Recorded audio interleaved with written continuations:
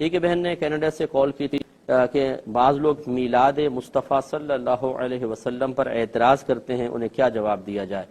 دیکھیں، اعتراض کرنے والے کبھی باز نہیں آتے، اور جتنے بھی مدلل جواب دے دیے جائیں، بہترین قسم کے جواب دے دیے جائیں، جب سامنے والے نے یہ تہیہ کر رکھا ہو کہ میں نہ مانوں، تو پھر کس طریقے سے ہم منوا سکتے ہیں؟ تو آپ کی سے بھی میری گزارش ہے کہ کسی سے بحث کرنے کے بجائے آپ اسے تھوڑے دلائل بتا دیں، اگر وہ قبول کرتا ہے ٹھیک، نہیں مانتا تو ہمارا کام بتانا ہے، منوانا نہیں۔ میلاد مصطفیٰ صلی اللہ علیہ وسلم نبی کریم صلی اللہ علیہ وسلم کی ولادت کی خوشی کے اندر منائی جاتی ہے، اور خوشی کے لیے اللہ تعالیٰ نے خود قرآن میں اجازت دی ہے۔ قل بفضل اللہ وبرحمتہ فبذلک فلیفرحوا، اے حبیبہ فرمائیے کہ انہیں چاہیے کہ اللہ کے فضل اور اس کے رحمت پر خوشی منائیں۔ اور دوسرے مقام پہ وَأَمَّا بِنِعْمَةِ رَبِّكَ فَحَدِّثْ، اور اپنے رب کی نعمت کا خوب چرچا کرو۔ دونوں چیزوں کو اگر آپ ملا لیں تو اللہ کی نعمت جب ملے، اللہ کا فضل، اللہ کی رحمت حاصل ہو، اس پر خوشی منائیں اور اس کا اظہار بھی کریں۔ تحدیث نعمت کا مطلب ہوتا ہے نعمت کا اظہار کرنا، خود قرآن میں اللہ تعالیٰ بیان فرما رہا ہے۔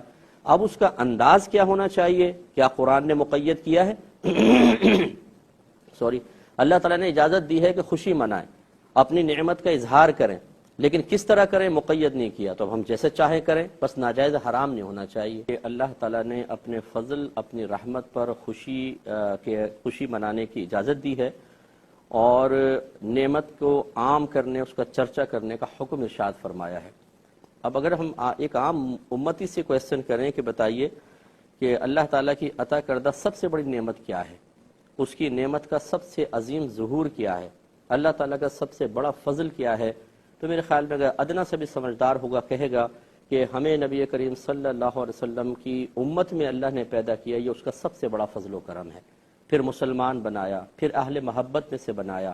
تو گویا کہ نبی کریم صلی اللہ علیہ وسلم کا ہمیں مل جانا، بحیثیت نبی کے ان کا ہمیں ملنا، اور ہمارا ان کا امتی ہونا، یہ اتنا بڑا فضل ہے، اتنی بڑی رحمت ہے، اتنی بڑی نعمت ہے کہ میں قسم کھا سکتا ہوں اس پر کہ انشاءاللہ جب آپ بروز قیامت پہنچیں گے تو پھر آپ کو اندازہ ہوگا کہ جس نعمت کی ہم نے اتنی قدر نہیں کی، وہ واقعی کتنی بڑی نعمت ہے، اور کس طریقے سے نبی کریم صلی اللہ علیہ وسلم کی نسبت کی برکت سے ہر شخص کو، ہر امتی کو پروٹوکول ملے گا، اس کا ہم اندازہ نہیں کر سکتے۔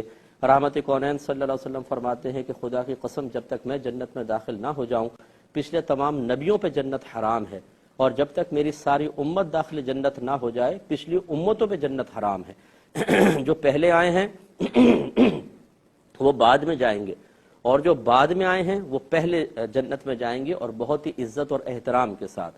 تو جب ایک گھر میں بچہ پیدا ہوتا ہے، ہمارا ملک آزاد ہوا، کسی بڑی شخصیت کا یوم پیدائش ہوتا ہے، تو ہم خوشی کا اظہار کرتے ہیں، کیونکہ ایک فطری تقاضا ہے۔ تو پھر نبی کریم صلی اللہ علیہ وسلم جو اتنی عظیم نعمت ہمیں ملی ہے، اس پر خوشی کا اظہار کرنا کیسے منع ہو سکتا ہے؟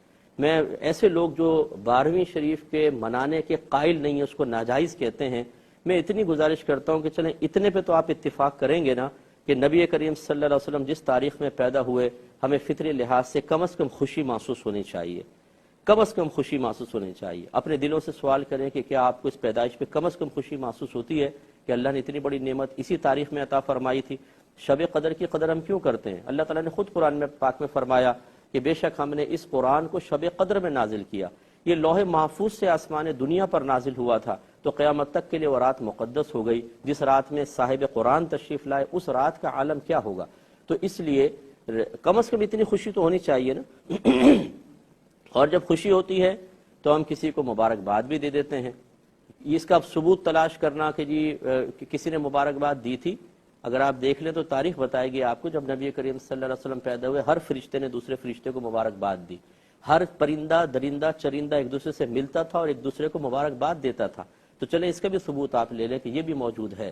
تو کم از کم اگر آپ منانے کے انداز پر متفق نہیں ہیں، اتنے پر تو ہے نا کہ وہ آپ کے نبی ہیں، پیدا ہوئے ہیں، دل میں آپ خوشی محسوس کریں، اور کسی کو کہیں کہ یار مبارک ہو، یہ بڑا مبارک دن ہے کہ ہمارے نبی کریم صلی اللہ علیہ وسلم پیدا ہوئے۔ لیکن اس پیدائش کے موقع پر مطلب افسردگی کا سا اظہار کرنا، اور مطلب بالکل کوئی فیلنگز ہی نہ ہو، تو یہ تھوڑا سا غور کرنا چاہیے کہ یہ کیا نبی کریم کی محبت کی علامت ہے یا نہیں ہے۔ دوسرا یہ کہ یاد رکھیں، جب کسی چیز کا ثبوت ہو جاتا ہے، انداز اس کے تبدیل ہو جائیں، تو تو اس میں کوئی فرق نہیں پڑتا، بس وہ تبدیلی انداز خلاف شرع نہیں ہونی چاہیے۔ نبی کریم صلی اللہ علیہ وسلم کے دور میں جس انداز سے شادی ہوتی تھی کیا اب ہو رہی ہے ویسی؟ جس انداز سے اس زمانے میں تعلیم حاصل کی جاتی تھی اب اس انداز سے تعلیم حاصل کی جا رہی ہے؟ جس انداز سے اس زمانے میں مسجدیں بنی ہیں کیا اسی انداز سے اب مسجدیں تعمیر ہو رہی ہیں؟ بالکل بدل گیا ہے نا۔ لیکن اب ہم اس میں اصول کیا بنائیں گے کہ بس خلاف شرع نہ ہو، تھوڑی بہت تبدیلی تو سب چلتی ہے۔ تو پھر اسی طریقے سے اگر نبی کریم صلی اللہ علیہ وسلم کی خوشی منانا جو قرآن میں مطلقاً اجازت دی گئی ہے، کچھ مسلمان اس کے طریقے اختیار کرتے ہیں، جو ان میں غلط طریقہ ہے اسے ہم خود غلط کہیں گے، اور جو جائز طریقے ہیں اسے غلط کہنے والا خود غلط ہوگا۔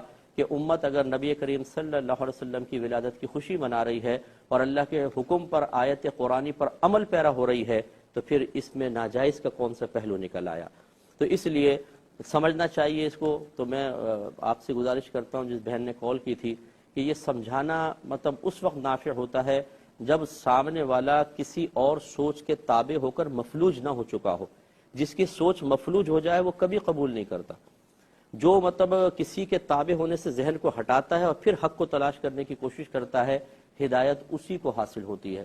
ہم اصل میں پہلے ہی کسی کے تابع ہوتے ہیں۔ جتنے لوگ ناجائز کہہ رہے ہیں ان کو سامنے بٹھا کے کویسچن کر لیں تو گڑبڑا جائیں گے، جواب نہیں دے پائیں گے، لیکن آخر میں نتیجہ یہ نکلے گا نہیں ناجائز ہے، کیوں؟ ہمارے بڑوں نے کہا ہے۔